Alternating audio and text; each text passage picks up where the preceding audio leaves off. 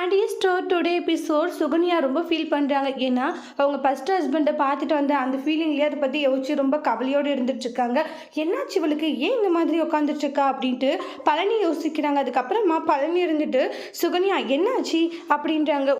என்னுடைய கொரட்டை சத்தத்தினால உனக்கு தூக்கம் வரலையா அப்படின்ட்டுலாம் சொல்லிட்டு கேட்டுட்ருக்காங்க. அப்படியெல்லாம் ஒன்றும் இல்லை, சரி நான் வெளியே போய் படுத்துக்கிறேன், நீ தூங்கு சுகன்யா அப்படின்றாங்க. அதெல்லாம் ஒன்றும் இல்லை, இங்கே பாருங்கள், எனக்கு ஸ்டார்டிங்லேருந்து உங்களுடைய கொரட்டை சத்தம் வந்து எனக்கு பழகி போயிடுச்சு, அதனால் அதெல்லாம் ஒன்றும் இல்லை, நீங்கள் படுத்துக்கோங்கன்றாங்க.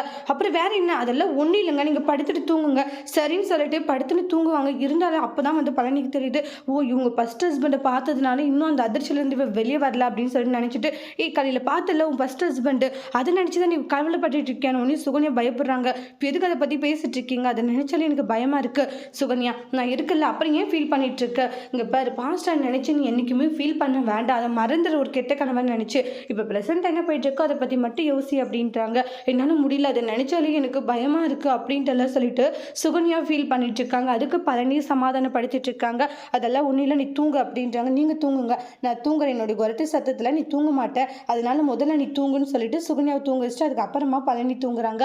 அதுக்கு அடுத்துதான் ராஜு பார்த்தீங்கன்னா ப்ராக்டிஸ் பண்ணுறதுக்காக கிரவுண்டுக்கு போகிறாங்க. கதிர் பேசுவாங்க, ஆனால் ராஜு பேசாதே இருப்பாங்க. என்ன ராஜு பேச மாட்டேங்கிற, உங்கள்கிட்ட நான் என்ன பேசிட்டோன்றாங்க. இப்படியெல்லாம் சொன்னால் எப்படி பின்ன வேறு எப்படி சொல்லுவாங்க அப்படின்ட்டு மாற்றி மாற்றி ஆர்குமெண்ட் பண்ணிக்கிட்டே இருக்காங்க. நீ எதுக்காக இப்படி பண்ணிட்டு இருக்க, நான் சொல்கிறேன் எந்த விஷயத்தையும் தான் நீ கேட்க மாட்டேங்குதே கதிர் அப்படின்றாங்க. அதுக்காக வந்து நான் சொல்கிறத கொஞ்சம் கேளு அப்படின்னு எவ்வளோ சொல்லுவாங்க. கிரவுண்டில் மழை பெஞ்சிருக்கு, பூச்சி ஏதாச்சும் இருக்கும், வலிக்கு விழ போகிறேன், வேண்டாம் நம்ம வீட்டுக்கு போகலாம், இல்லை நான் கண்டிப்பாக ப்ராக்டிஸ் பண்ணுவேன்னு சொல்கிறாங்க. சரி போய் பண்ணு அப்படின்வாங்க. பார்த்தியா ஒரு பேச்சு கூட கூட வர மாட்டேங்கிறான் அப்படின்வாங்க. இவன் வரலன்னு நம்ம தனியாக செய்ய முடியாதா என்ன அப்படின்னு சொல்லிட்டு ஜாகிங் போவாங்க. அப்போ வலிக்கு விழுந்துடுவாங்க. உடனே கதிர் போய்ட்டு என்னாச்சு அப்படின்ட்டு கையை பிடிச்சி ஹெல்ப் பண்ணிட்டு இருக்காங்க. பார்த்து போன்னு சொல்லிட்டு இருக்கேன், மலையிறோன்னு சொல்கிறேன், காது கொடுத்து ஏதாச்சும் கொஞ்சமாச்சும் நீ கேட்குறியா அப்படின்றாங்க. நான் விழுந்தா உனக்கு சந்தோஷம் தானே, யார் சொன்னாங்க சந்தோஷம்ன்றாங்க. அப்புறம் கூட்டு ஏதாச்சும் அடிது பட்டுச்சா பாருன்றாங்க. அதெல்லாம் ஒன்றும் இல்லை, சரி நான் ஹெல்ப் பண்ணுறேன்னு சொன்னால் நீ கேட்க மாட்டேங்கிற, நான் உனக்கு ஏதாச்சும் உதவி பண்ணுறேன் ராஜி, இது பண்ணுன்னு மோட்டிவேஷன் பண்ணுறேன், என்னால் முடிஞ்சுதான் பண்ணுறேன், ஆனால் நீ பண்ணு நான் இதை வாங்கி தரேன்னு சொல்லிட்டு நான் உனக்கு சொன்னேன். இல்லை இல்லை எல்லாமே நீ பார்த்து கொள்கிற மாதிரி தான் நான் சொல்கிறேன், அது மாதிரி சொல்லணும். அதாவது நம்ம 20 லட்சம் அமௌண்ட் கட்டி நம்ம அந்த பிஸ்னஸ் ஆரம்பிக்கிறதுக்கு 10 லட்சம் கட்டி நம்ம அதை ஆரம்பிக்கலாம், என்ன சொல்லிட்டு இருக்கா, ஆமாம் கம்மி பட்ஜெட் தான் அப்படின்ட்டு அவங்களுடைய ஐடியாவை சொல்கிறாங்க. இதுவும் நல்லா இருக்கே, இந்த ஐடியா தான் வச்சுருக்கேன் ராஜி நான் அப்படின்றாங்க. இப்போ என் மேலே இருக்கிற கோவம் உனக்கு போயிருக்கும்னு நினைக்கிறேன் அப்படின்றாங்க.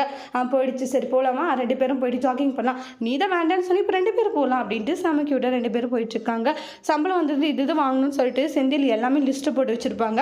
மீனை வந்து தான் அந்த டைரியை ஒழிச்சு வச்சுருவாங்க. என்ன டைரி அது காமி, ஒன்றும் இல்லை, என்னடா டைரி காமிடான்னு வாங்க, இது என்னடா சுடிதாரு சாரீ அப்புறம் ஹேண்ட் பாக்ஸு இப்படின்ட்டு நிறைய எழுதி வச்சுருக்க.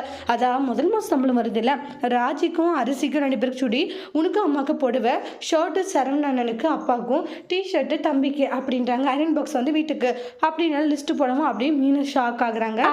டே முதல்ல இந்த அத்தியாவசிய செலவெல்லாம் வேணடா நம்மளுக்கு, இதெல்லாம் எது அத்தியாவசிய செலவு, இங்கே பாரு நீ வந்து எல்லாருக்கும் வாங்கி கொடுக்குறது சரிதான், ஆனால் இந்த சினிமாவுக்கு போகணும், இந்த ஐரன் பாக்ஸு இதெல்லாம் அத்தியாவசிய செலவு தான், முதல்ல சிக்கனமாக பொழைக்கணும்னு அட்வைஸ் பண்ணிட்டு போகிறாங்க.